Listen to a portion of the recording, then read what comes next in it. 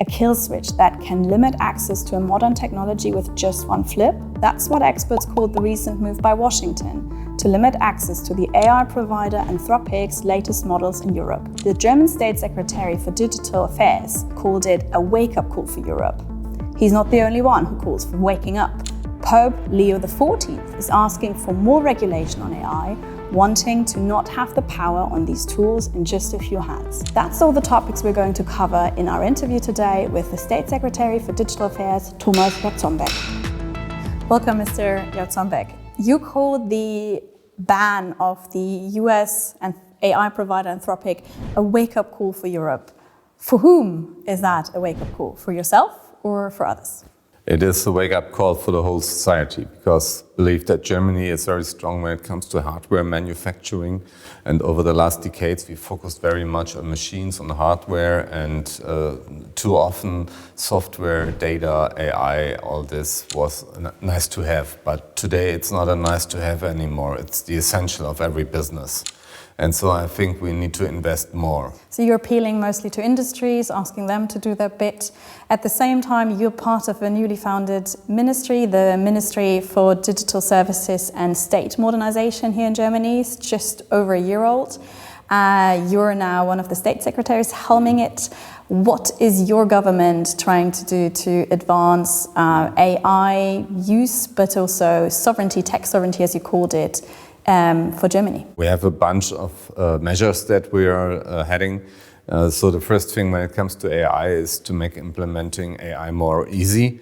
We have the AI Act in the European Union that has an advantage because it's a complete regulatory room all over Europe. And you don't have any kind of regulatory fragmentation. That's an advantage, but it's in some things too complicated. And what we have achieved was with the AI Omnibus to make it easier, especially for SMEs. Now it's much more easier for companies up to 750 employees, and also to make it easier for the machine industry. So these are two aims that we achieved. We also implement AI by ourselves. We finished a tender for cloud and AI with German companies right now, so that we can push the ecosystem here also by being a customer, an anchor customer.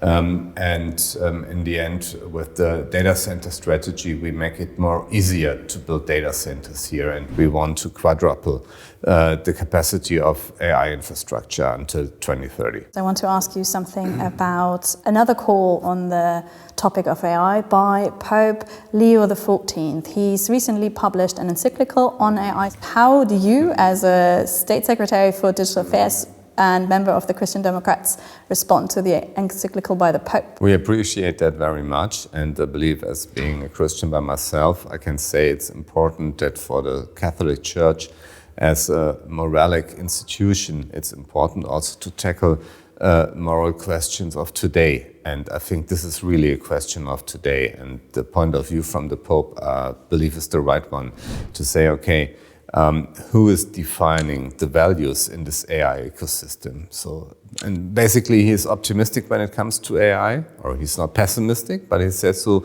who's going to define the values and moral positions in this? And is it a good idea to leave it up to only a few people worldwide, or is it a better idea to bring the whole society in that and to say we have commonly to define values there?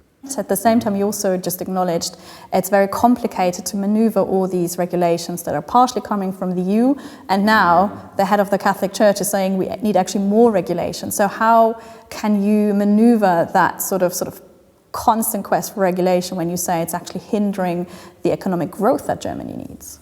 I don't believe that this was the Pope published is somehow hindering economic growth. I think what he says is that we need very central values. That's the question. And so the problem with the AI Act and some issues is that it's very detailed. It has so many very detailed regulations, and I don't think we need this kind of detail elements. But we need, on the top level, on the question of the core values, we need this debate. What about the usage of AI in warfare? for instance? What about red lines when it comes to the self-development of machines? And is there any kind of control that can be established? Germany has become more strategic, especially when it comes to the European Union, to sort of like forge allies when it comes to the questions of AI. Especially France has been an important partner for you and also your ministry, trying to further sort of the idea of European AI and tech sovereignty. Can you tell us a bit more about the plans that are being put into motion probably in the next year? I think tech sovereignty is pretty easy, so we all have to spend more money on European companies. So that's the core of all this. And so we see that on the business side, but also on the government side, we rely a lot on platforms and software that's coming from outside the European Union. And so we have to change that. And when we look at all the other levels on the government, so on the federal, on the municipal level and so on, there can be done more, and we try to incentivize on that. You say it's pretty easy, but at the same time, I've also heard you say that we're lagging terribly behind. So where have we been sleeping? I guess we're coming from a time where we had globalization, and we had our part in this global economic ecosystem. And basically the idea was, so we are building cars and machines and everything for the world, and we procure IT and services and compute from other parts of the world. And as we see that the other parts of the world are separating them also when it comes to the industry side, and that there are political decisions on top of all the business decisions, we have to find the right answer. And it's simple because it's just a question about procurement. And for all the ones that are administrating these systems, it's a lot of work to change to different platforms and different protocols and other applications. But this is work that has to be done. Thank you. And so 1 year in, what's your biggest takeaway, and where does Germany have to head next to kind of get the challenges that you mentioned fixed?